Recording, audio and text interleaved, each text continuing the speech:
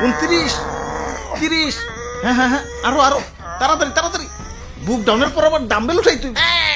হালাই আমগো এই গরমের ভিতরে জিম করাইতাছে, পুষ্টিকর খাবার দেওয়ার নাম নাই, প্রোটিন পাউডার খাওয়াইয়া খাওয়াইয়া কি কষ্টটাই না করাইতাছে।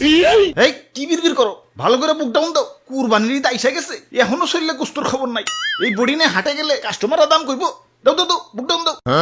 ওই গোস্ত পাইবা কই? হারা বছর খাওয়াইছো তো খালি শুকনা খের, খের খাইয়া পাইছা এটাই তো বেশি। ঘাসের খবর নাই, ভুসির খবর নাই। ঠিক কইছেন ভাই, শুকনা খের খাইয়া আমার তো কষা হইয়া গেছে। আমারে কি তোমরা বলদ খামারি পাইছো যে সারা বছর ঘাস ভুসি খাওয়ায় খাওয়ায় নিজের পকেট ফাঁকা করবো, আবার বিক্রি করবার যেও কুইতা কুইতা লাভ করবো? আমি না মানব সেবা না গরু সেবা করতে আহি নাই, লাভ করতে আইছি। না বেশি সময় নাই, এই যে নাও সারা বছর ঘাস ভুসির পাওয়ার, একবারে নাও। চিরে মশাই কামড় দিছে রে, বড় মশা। ভাই এটা মশা না, এটা হলো গরু মোটা বানানোর ইনজেকশন।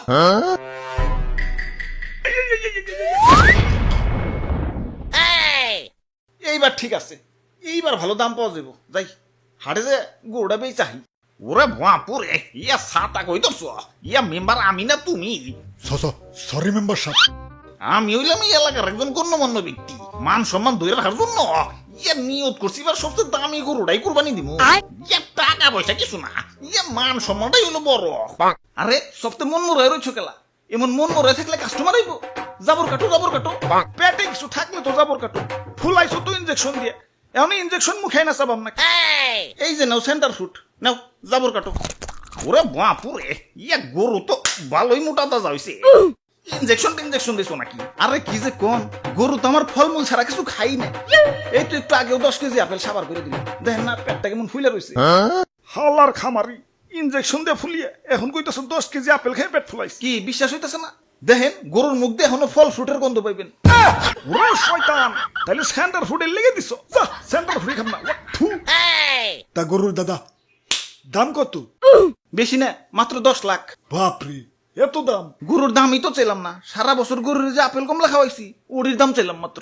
এখন দাম বেশি হইলে ওইটা নেন। না না, আমি হইলাম মেম্বার সাহেব, এই এলাকায় আমার একটা ওয়েট আছে। এই সুখ না গরু নিলে এলাকায় আমার মান সম্মান থাকবো, আমার ওইটাই লাগবো।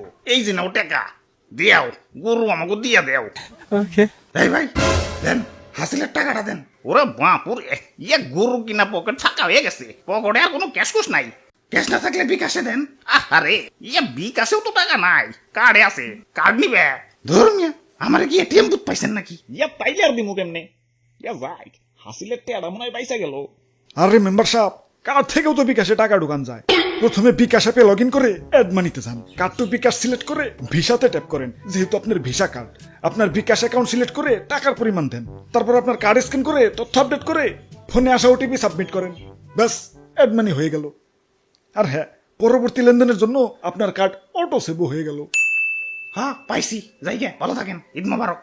মেম্বার সাহেব, গরু ডাকি না জিতছি। একে তো খামারির যন্ত্রণায় বাঁচি না, তার উপর কাস্টমার খালি পাছায় থাবুর মারে, পাছাটা আমার লাল হয়ে গেল। খালি একবার দূরে থেকে মুক্ত সবটির খবর আছে আজকে। কিরে তোর পাছায় গোবর ভরানো কেন? আরে ভাই এটা সেলফ ডিফেন্স, কেউ পাছায় থাবুর দেওয়া তো দূরের কথা, পাছায় হাত দুলানোরও সাহস পাইব না। এই নাও নাও, তোমাকে গরু নিয়ে বাড়ি যাও, শক্ত করে ধরো, গরু কিন্তু হেভি ডেঞ্জারাস। ওরে বাপুরে, ইয়া সাতা কই দছ, ইয়া মেম্বার আমি না তুমি? সরি মেম্বার সাহেব। কাম সারছে, গরু তো মুক্ত হয়ে গেছে। গরু এটা যে ডেঞ্জারাস, সবটা পালাও পালাও, দৌড়াও দৌড়াও। ওই তোরা আমার দৌড়ের সাথে পারবি? চুপচাপ জেনে দাঁড়ায় আসো, দাঁড়ায় থাক, বলে কিন্তু গুতা দিয়ে চান্দের দেশে পাঠাই দেবো।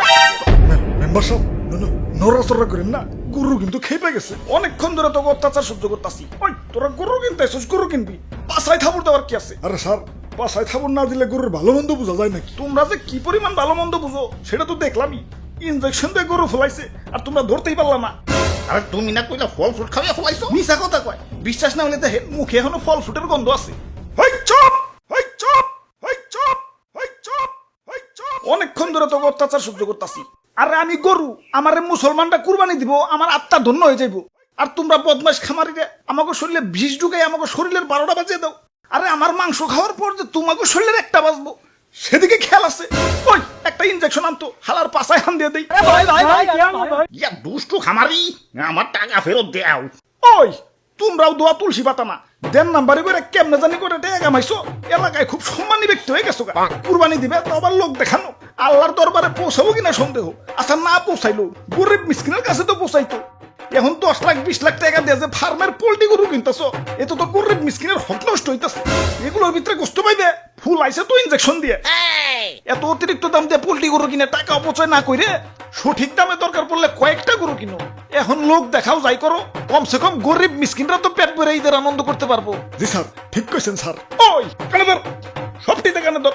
স্যার আমিও, আমার তো কোনো দোষ নাই। পাছায় থাপুর দেওয়ার কথা ভুলে গেছো। কানে ধর, উঠবস কর সবাই।